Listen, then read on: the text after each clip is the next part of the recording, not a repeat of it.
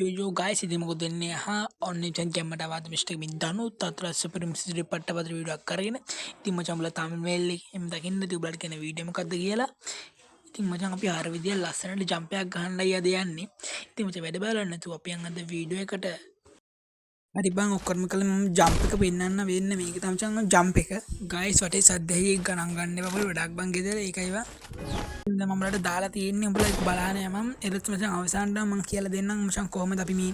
black jump එක හරියටම දාන්නේ කියලා මේ ජම්ප් එක පැත්තට වෙන්නේ බං මේ විදිහට මම සබ්ස්ක්‍රයිබ් කරලා නැත්නම් දැන් මම සබ්ස්ක්‍රයිබ් කරලා ලයික් කරලා බෙල් එකෙන් නැතෝල් කරලා තියාගන්න